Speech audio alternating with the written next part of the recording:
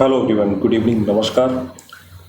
मैं मुकेश कटारे, अनअकैडमी पर आप सभी का स्वागत। दोस्तों, कल हमने एक लेक्चर अपना देखा था कि मुख्य परीक्षा में कैसे आंसर लिखते हैं, उसका मॉडल आंसर का क्या फॉर्मेट होता है, जिसमें हमने पढ़ा था कि current trends and challenge of Indian economy 2019 और 2020 दोनों की मुख्य परीक्षा में ये काम आता है।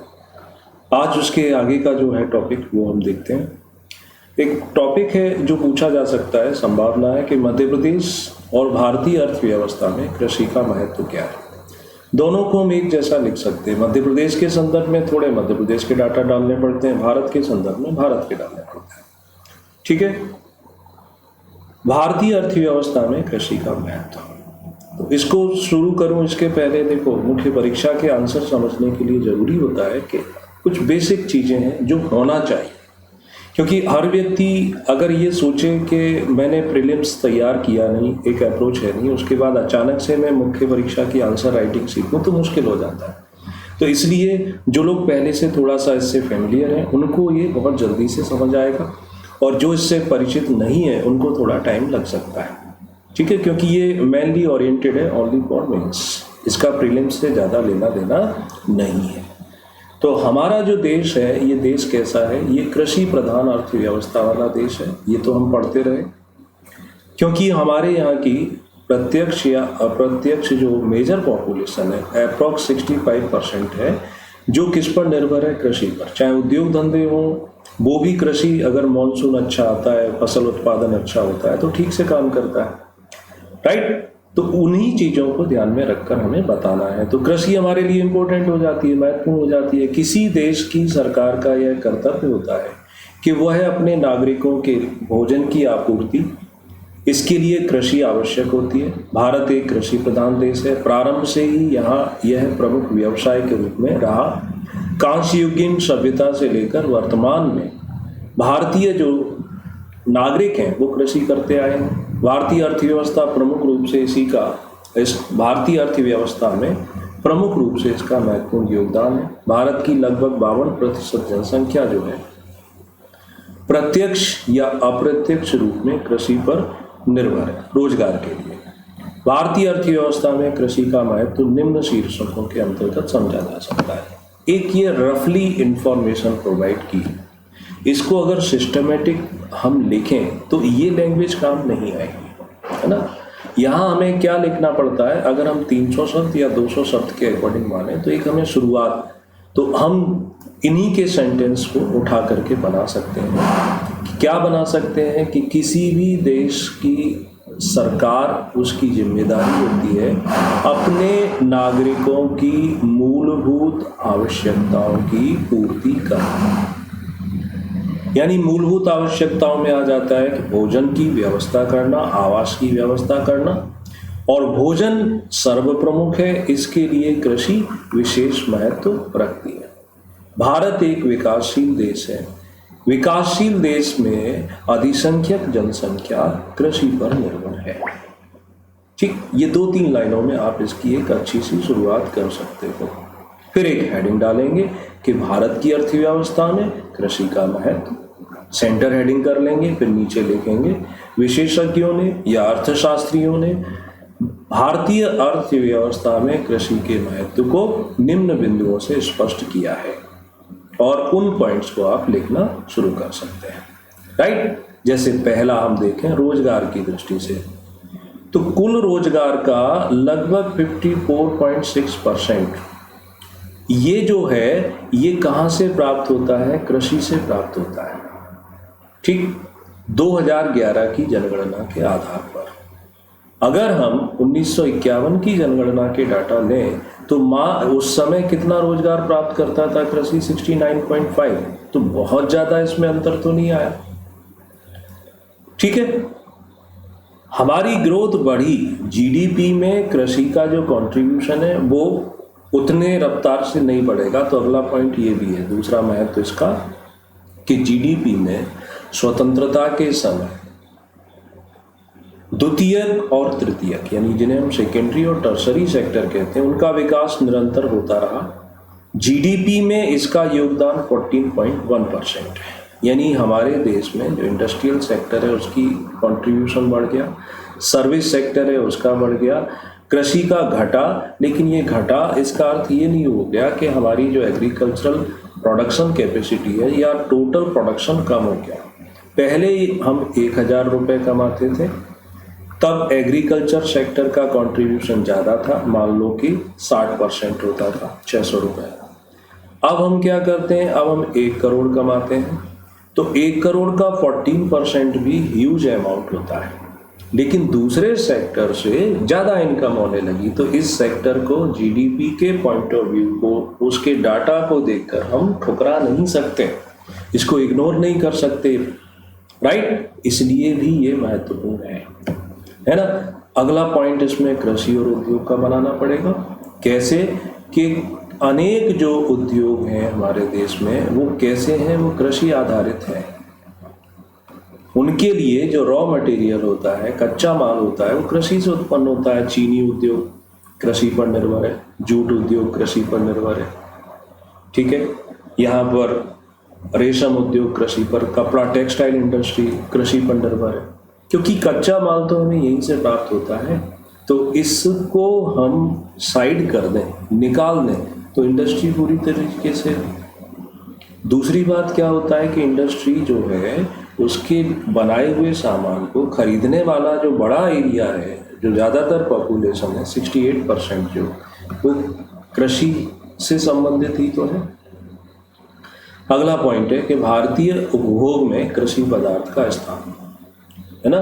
तो हम जो कंज्यूम करते हैं, जो भी कंटेंट हम लेते हैं, तो ग्रामीण क्षेत्र में 64% एग्रीकल्चरल प्रोडक्ट आते हैं और शहरी क्षेत्रों में 58% आता है। तो जब इतना बड़ा अमाउंट हमें इस सेक्टर से मिलता है, कंट्रीब्यूशन जो है, मतलब अमाउंट से मतलब है उपभोग उन्हीं पदार्थों का करते हैं, तो इसको हम कैसे ये कह दें कि इसका महत्व नहीं है। गरीबी उन्मूलन, निर्धनता दूर करने में रोजगार की असीम संभावनाएं जो हैं वो कृषि से मिलती। अगर इंडस्ट्री लगाएं और उसमें 1 लाख रुपए का इन्वेस्टमेंट करें, तब जाकर कहीं एक व्यक्ति को रोजगार मिलता है। 1 लाख रुपए लगाएं, कोई उद्योग धंधा लगाएं, तो एक व्यक्ति को नौकरी मिल पाएगी मात्र। लेकिन यदि 1 लाख रुपए हम कृषि में निवेश कर दें तो 5 लोगों को रोजगार मिलता है। तो कौन सा सेक्टर ज़्यादा बेनिफिशियल है, इंडस्ट्री या कृषि? भारत जैसे देश में जनसंख्या जब ज़्यादा है, बेरोजगारी की दर कम करने में उद्योग उतने कारगर नहीं हो रहे जितना कि कृषि है, राइट। तो ये तो बहुत बड़ा एक स्टडी है, अध्ययन है, उससे हम पता कर सकते हैं, ठीक है। इसके बाद नेक्स्ट आता है कि मुद्रास्फीति पर नियंत्रण, to control rate of inflation. मुद्रास्फीति, महंगाई की दर बढ़ती है, महंगाई बढ़ने के पीछे डिमांड ज़्यादा हो जाए और सप्लाई में कमी हो जाए, आपूर्ति कम हो जाए, तो स्वाभाविक है चीज़ों के दाम बढ़ते हैं। आपने कुछ दिन पहले देखा था प्याज 100 रुपये किलो के आसपास, टमाटर 80-90 रुपये किलो के आसपास। तो अगर ये कृषि में प्रोडक्शन ठीक से हुआ तो इस महंगाई को, ये आम लोगों के जीवन से जुड़ी हुई चीज़ें हैं, तो मूल्य वृद्धि को कृषि उत्पादन बढ़ाने से आसानी से कंट्रोल कर सकते हैं। यानी इसी को हम क्या बोलते हैं, to control rate of inflation by agriculture. Clear. फिर अगला इसका महत्व है कृषि और उससे संबंधित इंडस्ट्री, एलाइड इंडस्ट्री, जो हम पहले भी डिस्कस कर चुके थे, तो यहाँ पर उनको 2 लाइन में एक्सप्लेन करके लिख देंगे। सबसे बड़ा प्राइवेट सेक्टर भारत का अगर कोई है तो कृषि है, सबसे बड़ा, क्योंकि कृषि भारत में निजी लोगों के द्वारा ही की जाती है, सरकार का इतना रोल नहीं है। जो भी कृषि है वो सब निजी प्राइवेट सेक्टर है, तो प्राइवेट सेक्टर एक बड़ा इम्पोर्टेंस रखेगा कि नहीं रखेगा। और ये सबसे बड़ा अनऑर्गेनाइज्ड सेक्टर भी है, संगठित क्षेत्र नहीं है, किसी के पास कम जमीन है, किसी के पास ज़्यादा है, कोई विशेष इसमें रूल्स रेगुलेशंस नहीं आते हैं। अगला इम्पोर्टेंस आता है कि कृषिगत निर्यात करने वाले 13 देशों में भारत शामिल है। एग्रीकल्चरल प्रोडक्ट को एक्सपोर्ट करने से फॉरेन करेंसी प्राप्त होती है, तो ये फॉरेन करेंसी को प्राप्त करने की दृष्टि से भी महत्वपूर्ण रोल रखता है। तो इस पॉइंट को आप यहाँ मेंशन कर सकते हैं। अगले टॉपिक को समझें उसके पहले अनअकैडमी प्लस के बारे में, मैं यहाँ पर रेगुलर प्लस में क्लासेस लेता हूँ मुख्य परीक्षा और प्रीलिम्स दोनों के लिए, उसे ज्वाइन कर सकते हैं। कोड यहाँ पर जो डिस्काउंट दिलाएगा वो मुकेश लाइव रहेगा। फ्री टेस्ट सीरीज रहती है मेरे द्वारा, यहाँ पर पेपर कोड एथिक्स ये कराया जा रहा है। अभी जो कोर्स स्टार्ट होना है वो स्टार्ट हो जाएगा इसमें 1 जुलाई से। पेपर 2 भी 2020 के लिए 60 लेक्चर रहेंगे। 12 जुलाई से पॉलिटी शुरू हो जाएगा। मात्र 17 रुपये खर्च होते हैं। Study from home, live doubt clearing session रहता है, EMI का ऑप्शन मिल जाता है। भारत के टॉप एजुकेटर की क्लास ले पाते हैं।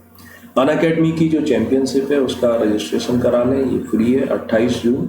इसके बाद 12 जुलाई, तो दोनों का रजिस्ट्रेशन आप करा सकते हैं, लिंक डिस्क्रिप्शन में दिया हुआ है। प्लस ज्वाइन करने के लिए 1 मंथ से लेके 2 साल के बीच में आप मेंबरशिप ले सकते हो, और उस मेंबरशिप का जब भुगतान करें तो ये रेफरल कोड डाल देंगे तो जो भी फीस है 10% उसमें कम हो जाता है, राइट। तो भारत में कृषि का योगदान हमें समझ आ गया। अब वो आपसे पूछेगा प्रॉब्लम्स बताएं, समस्याएं कहाँ पर आती हैं, चुनौतियां, चैलेंज। तो समस्याएं हैं सीमित उत्पादन, अस्थिर और अनिश्चितता। सीमित क्योंकि आफ्टर ग्रीन रेवोल्यूशन, हरित क्रांति जो हुई, तो हरित क्रांति के बाद जितना मैक्सिमम प्रोडक्शन होना था उस लेवल पर हम पहुंच गए। अब प्रोडक्शन और ज़्यादा नहीं बढ़ सकता है, पॉपुलेशन तो बढ़ रही है, डिमांड तो बढ़ रही है, इसलिए इसे क्या बोलते हैं, सीमित प्रोडक्शन। फिर अस्थिरता, अनिश्चितता का माहौल है, मॉनसून पर निर्भर है। किसान जो है उसकी फसल जब तक कि वो उसको मंडी में बेच नहीं देता है तब तक पूरी तरीके से अनिश्चित है। पहले बारिश कभी भी आ सकती है, सूखा पड़ सकता है, खलियान में पड़ी हुई है, कभी ओले, इन सब में, तो ये पूरा अनिश्चितता का माहौल है। आज भी देश में कृषि के लिए जो टेक्नोलॉजी है वो टेक्नोलॉजी कैसी है, प्राचीन, नवीन टेक्नोलॉजी का अभाव है। हर जगह आपको इरिगेशन के लिए स्प्रिंकलर सिस्टम नहीं मिलेगा, हर जगह आपको मशीनों से खेतों की बुआई, जुताई, कटाई होते हुए नहीं मिलेगी। आज भी लोग बैलों का प्रयोग करते हैं, खुद अपना मैनुअल वर्क करते हुए दिख जाते हैं। तो पुरानी टेक्नोलॉजी, मॉनसून पर निर्भरता। साख का मतलब होता है क्रेडिट। किसान को खाद, बीज, पानी, इन सभी चीज़ों के लिए वित्त की आवश्यकता पड़ती है, मुद्रा की। तो वित्त के लिए उसको बैंक के चक्कर लगाएगा, तो बैंक में सभी तक क्रेडिट फैसिलिटी उपलब्ध नहीं है, डॉक्यूमेंटेशन ज़्यादा है। तो आज भी सेठ, साहूकार पर इन पर निर्भरता बनी रहती है। प्लस अकेला कृषि नहीं, इसके जो एलाइड सेक्टर है, सहयोगी सेक्टर है, उन पर ध्यान नहीं दिया जाता। टमाटर एक तरफ तो 80 रुपये में किलो में हो जाता है, दूसरी तरफ 20 पैसे केजी के हिसाब से भी लोग खरीदते नहीं है, उनका भाड़ा भी नहीं निकलता है। तो अगर एलाइड इंडस्ट्रीज होती साथ में, हर जगह अवेलेबिलिटी होती, तो उसको वहाँ पहुँचा करके आसानी से जैम, जेली ये सब बना सकते थे। तो ये भी एक चैलेंज है। मार्केटिंग, विपणन मतलब मार्केटिंग, बाजार का अभाव। बम्पर प्रोडक्शन हो गया, दाम गिर जाते हैं। अगर उनको ठीक से बाजार तक पहुंचाया जाए तो सही भाव मिले, किसान को लाभ हो जाए। लीची झारखंड में उत्पादित होती है, जल्दी से इसकी नमी समाप्त हो जाती है। अगर पूरे भारत में इसको फैलाया जाए महंगी कीमत पर जाती है, लेकिन वो फैसिलिटी नहीं मिल पाती। फिर स्टोरेज की समस्या। अभी गेहूं का मध्य प्रदेश में बम्पर प्रोडक्शन हुआ, सरकार ने भी खरीदा, उसके बाद भी सभी का गेहूं सेल नहीं हो पाया। अब उसको स्टोर करने के लिए वेयर हाउस की कमी है, वैज्ञानिक तरीके से उनको ठीक से भंडारण की कमी है, ये भी समस्या आ जाती है। पर क्वालिटी वाइज प्रोडक्शन, उत्पाद तो है बट उतने अच्छी क्वालिटी वाइज नहीं मिल पाता। जो प्रोडक्शन एग्रीकल्चर किसानों का होता है उसका इंडस्ट्री से कोई डायरेक्ट कनेक्शन नहीं। ये सारे पॉइंट क्या मध्य प्रदेश में फिट नहीं होते? ये सारे चैलेंज भारत में फिट नहीं होते। किसी अदर स्टेट का दो क्या वहाँ पे फिट नहीं होते, सभी जगह वही फिट होता है। ठीक, अपेक्षित भूमि सुधार ना होना, लैंड रिफॉर्म्स, छोटे छोटे जमीन के टुकड़े हैं, कहीं पर सिंचाई की सुविधा है, कहीं पर नहीं है, चकबंदी का ऐच्छिक होना। तो ये भूमि सुधार ना होना भी एग्रीकल्चरल जो प्रोडक्ट हैं उसकी पूरी प्रोडक्टिविटी, पूरी उनको मुनाफा नहीं दे पाता है। संस्थागत प्रयास नहीं किए जा रहे हैं कि इंस्टीट्यूशनलाइज्ड कोई रिफॉर्म्स किए जाए। किसान का खेत खराब है तो अपने लेवल पर पैसे खर्च करके उसमें सुधार करने की कोशिश करता है। अब ज़मीन में पानी नहीं है तो ट्यूबवेल लगा के होगा क्या? तो ऐसी जगह तो कैनाल सिस्टम, नहर, और नहर के लिए तो इंस्टीट्यूट यानी सरकार ही काम करेगी ना। कृषि जोत का आकार छोटा होना, परिवार बड़ा होता है, पहले एक जमीन थी, 4 बेटे हुए तो 4 टुकड़े हो गए, उनके 4 हुए तो और 4 हो गए, तो जोत का आकार यानी खेत का साइज छोटा हो जाना, ये भी बड़ी समस्या है। विकास संबंधी कारणों से कृषि भूमि का अध्यारोहण, कहीं पर बांध बनाया जा रहा है तो डूब में आ गया क्षेत्र, और वो उपजाऊ था, फर्टाइल था, तो हजारों हेक्टेयर जमीन चली जाती है। कभी कभी ऐसी पॉलिसी बना देते हैं कि उस पर इंडस्ट्री लगाई जानी है बड़ी वाली, तो उपजाऊ जमीन इंडस्ट्री की भेंट चढ़ जाती है। तो कोई हाईवे बनाना है, रेलवे लाइन बिछानी है, डेवलपमेंट के नाम पर उपजाऊ भूमि धीरे धीरे नष्ट हो जाती है, राइट। तो जब आपके सामने चैलेंज है तो आपसे पूछेगा सजेशंस पर, सुझाव दो। देखो, मैंने तो सिर्फ आपको पॉइंट दिए, आपको पूरा सेंटेंस बना के लिखना होता है, राइट। तो सुझाव, ग्रामीण साख यानी रूरल क्रेडिट की जो फैसिलिटी है इसमें भी वृद्धि की जाए। हर किसान का बैंक अकाउंट है कि नहीं है, नहीं है तो बनवाओ, और उसको अपने आप से उसके खाते में उसे पैसा चाहिए, चाहे उसे मशीनें खरीदनी है, चाहे उसे बीज खरीदना है, चाहे रासायनिक उर्वरक खरीदने हैं, तो सस्ती दरों पर मिल जाए। फूड प्रोसेसिंग इंडस्ट्री, जिससे किसान की उत्पादन जो फसल है, कुछ ऐसी चीज़ें रहती हैं जिनको हम प्रोसेस मशीनों में बदल कर महंगा बेच सकते हैं, तो वो इंडस्ट्रीज ज़्यादा से ज़्यादा स्थापित कराएं, किसानों को उससे जोड़ें। सहकारी कोऑपरेटिव फार्मिंग के द्वारा ये काम किए जा सकते हैं। मार्केटिंग और स्टोरेज की सुविधा में वृद्धि की जाए, जिससे कि फसल खराब हो जाती है तो लंबे समय तक स्टोर करेंगे, जब चीज़ों के दाम एप्रोप्रिएट हो जाएंगे तब उसका बेनिफिट ले पाएंगे। सिंचाई सुविधा बढ़ाई जाए। डाइवर्सिफिकेशन, एक ही फसल का प्रयोग ना करें, ठीक। सभी जब एक ही फसल बोते हैं तो बम्पर प्रोडक्शन हो जाता है, तो चीज़ों के दाम गिर जाते हैं। अब अलग अलग फसलें, मेडिसिनल प्लांट हैं, कुछ औद्योगिक प्लांट रहते हैं, है ना, कुछ कैश क्रॉप्स रहती हैं, तो डाइवर्सिफिकेशन रहेगा तो ज़्यादा मुनाफा होता है। न्यू टेक्नोलॉजी, सस्ती नवीन तकनीक तक उनकी पहुंच उपलब्ध हो जाए। सहायक क्षेत्रों का विकास करो, सब्सिडरी जो सेक्टर रहते हैं कि कृषि के साथ साथ पशुपालन, मुर्गी पालन, कुक्कुट पालन, ये सब चीज़ें उनको ध्यान दिया जाए। कोऑपरेटिव सहकारिता मैंने बताया था, हर लेवल पर कृषि के साथ साथ पशुपालन मिलता है तो दुग्ध संग्रह किया जा सकता है, ठीक। उत्पादक क्षमता में सुधार करो। तो ये सब तरीके अपना करके हम इसे कर सकते हैं। प्रोडक्शन बढ़ाने के लिए क्या करोगे? जैव टेक्नोलॉजी, बायोटेक्नोलॉजी लेके आओ, है ना, स्मार्ट कृषि जैसे कंसेप्ट, ठीक।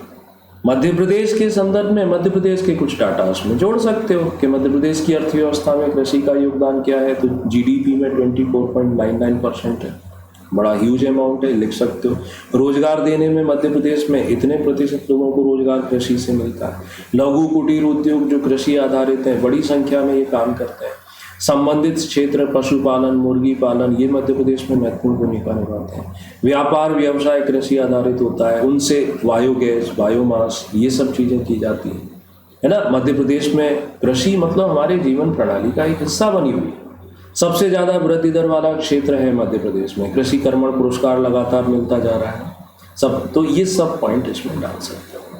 और फाइनली निष्कर्ष, कंक्लूजन अपने शब्दों में लिखें। पिछली बार भी बताया था, इस बार फिर समझ लो कि उपरोक्त अध्ययन से स्पष्ट है कि विकासशील देशों में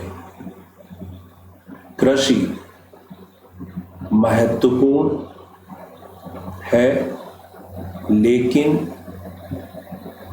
तकनीक, पूंजी और कौशल, है ना, स्किल के अभाव के कारण इनकी दक्षता विकसित देशों के समकक्ष नहीं है। इस पर अधिक ध्यान देने की आवश्यकता है।